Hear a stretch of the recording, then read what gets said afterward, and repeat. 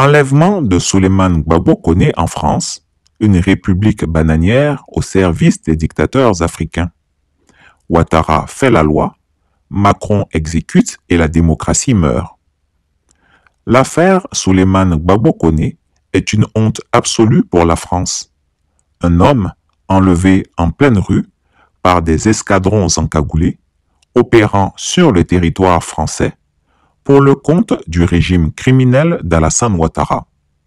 Voilà ce qui se passe dans un pays qui se targue d'être la patrie des droits de l'homme.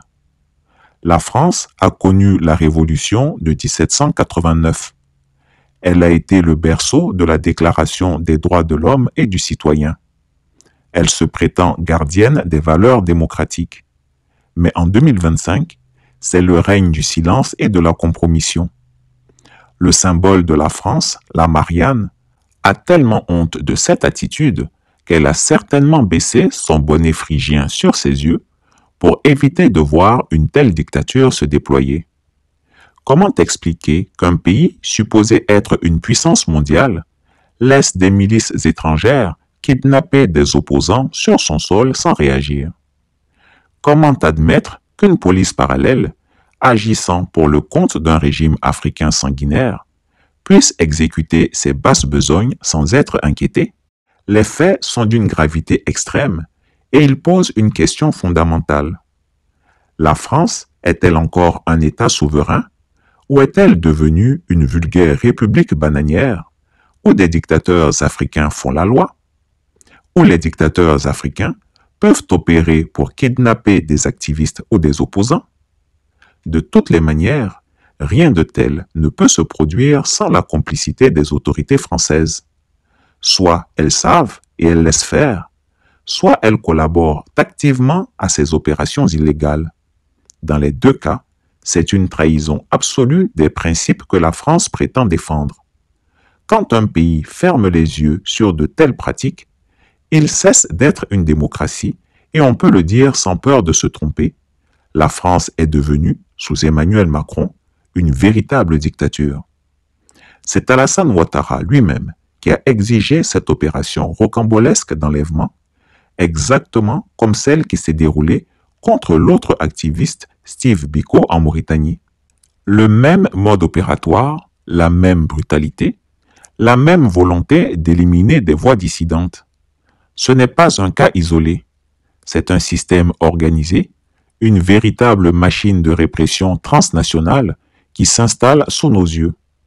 Sous Emmanuel Macron, la France n'est plus un refuge pour les opposants africains, mais un véritable enfer. Les opposants idéologiques africains, tels que Franklin Nyamsi et Nathalie Yamb, sont traqués au quotidien. Ces pratiques rappellent les heures les plus sombres de l'Inquisition, où toute voix dissidente était réduite au silence par la répression et la censure. La France, qui donnait jadis des leçons de démocratie au monde entier, renoue aujourd'hui avec les méthodes moyenâgeuses.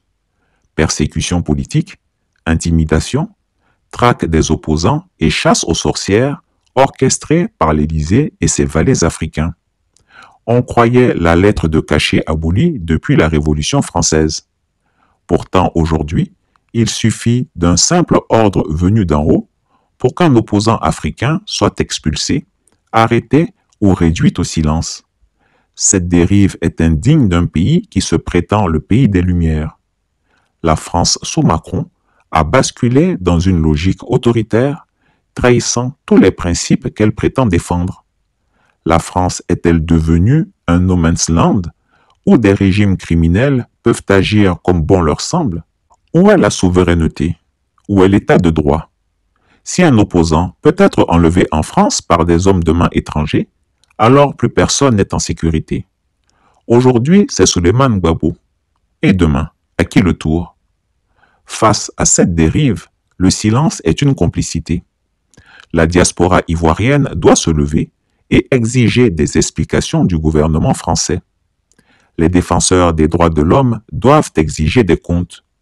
Les citoyens français eux-mêmes doivent comprendre que leur pays est en train de sombrer dans une logique mafieuse où des intérêts étrangers dictent leurs lois.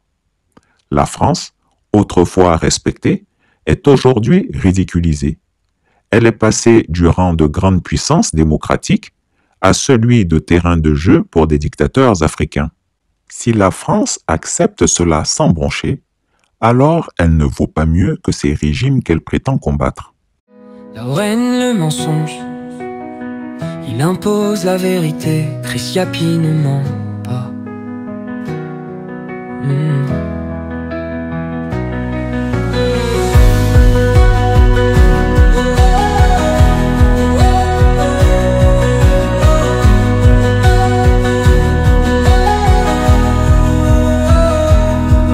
Là où règne le mensonge, il impose la vérité.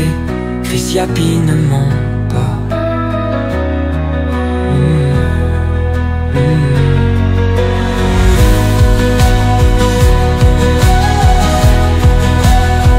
Chris Yapi ne ment pas. Là où règne le mensonge, il impose la vérité. Chris Yapi ne ment pas.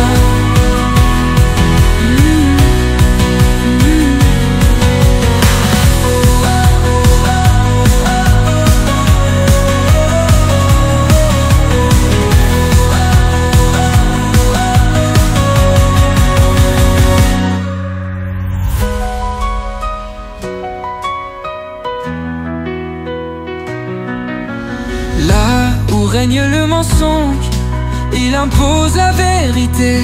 Chris Yapi ne ment pas. Là où règne le mensonge, il impose la vérité. Chris Yapi ne ment pas.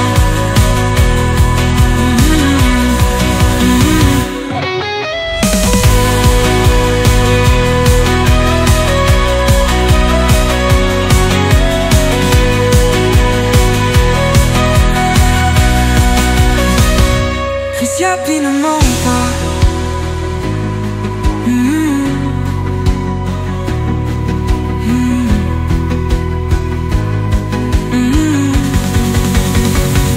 Là où règne le mensonge, il impose la vérité. Chris Yapi ne ment pas. Là où règne le mensonge, il impose la vérité. Chris Yapi ne ment pas. Chris Yapi ne ment pas. Chris Yapi ne ment pas. Où règne le mensonge, il impose la vérité.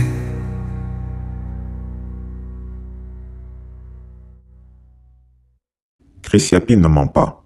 Retrouvez Chris Yapi sur ses deux chaînes YouTube, sa chaîne Rumble, ses comptes TikTok, X, Instagram, VK et Threads.